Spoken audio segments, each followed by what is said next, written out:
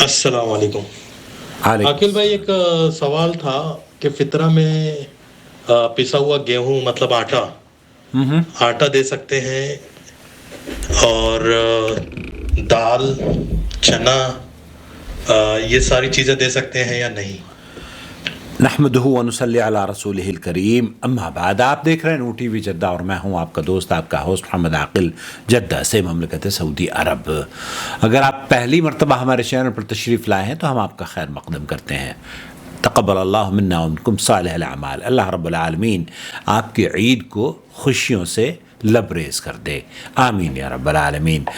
فوزان بھائی ہیں کویت سے، جاننا چاہ رہے ہیں کہ فطرانے کی ادائیگی میں آٹا یا اس قسم کی جو اور دوسری غذائیں ہیں وہ دی جا سکتی ہیں یا نہیں۔ اس سلسلے میں سماحت الشیخ محمد بن صالح العثیمین کا فتویٰ آپ کی خدمت میں نقل کروں گا۔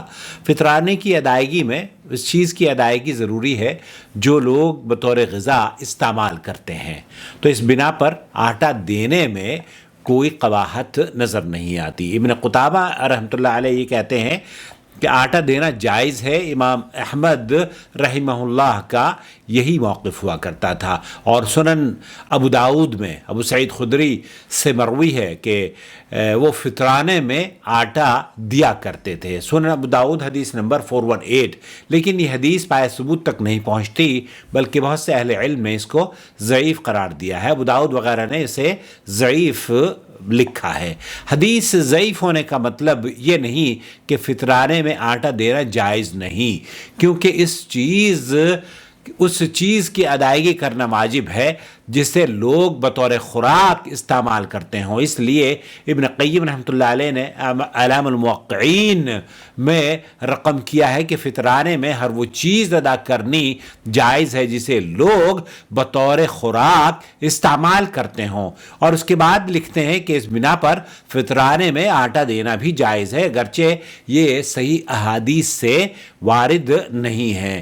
اعلام الموقعین میں اس بات کو امام نے نقل کیا ہے، اور فطرانے میں آٹے دینے کا جواز امام ابو حنیفہ رحمۃ اللہ علیہ کا مسلک بھی ہے۔ شیخ الاسلام ابن تیمیہ رحمۃ اللہ علیہ نے بھی اسے اختیار کیا ہے، اور ہمارے اس دور کے جو بڑے علماء گزرے ہیں ان میں سے شیخ محمد بن صالح العثیمین نے بھی اسے راجح قرار دیا ہے۔ اور شیخ عثیمین رحمۃ اللہ علیہ فرماتے ہیں تو اگر وہ 1 سا گندم یا جو کا آٹا ادا کرے تو کفایت کر جائے گا، لیکن آٹا وزن کے مطابق ادا کرنا معتبر ہوگا، اس لیے کہ جب دانے پیسے جائیں تو اس کے کئی اجزاء اڑ جاتے ہیں، تو اس طرح آٹے کا سا دانوں کے سا سے تقریباً چھٹا حصہ کم ہوگا۔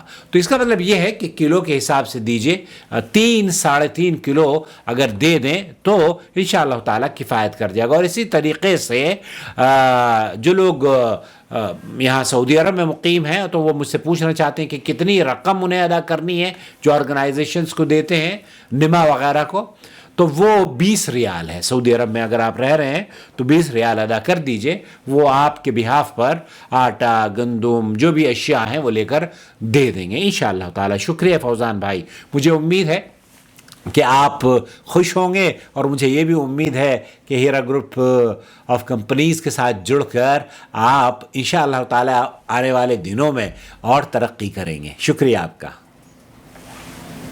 وما أرسلنا من قبلك إلا رجالا نوحي إليهم فاسألوا أهل الذكر إن كنتم لا تعلمون بالبينات والزبر وأنزلنا إليك الذكر لتبين للناس ما نزل إليهم ولعلهم يتفكرون أفأمن الذين مكروا السيئات أن يخسف الله بهم الأرض أو يأتيهم العذاب من حيث لا يشعرون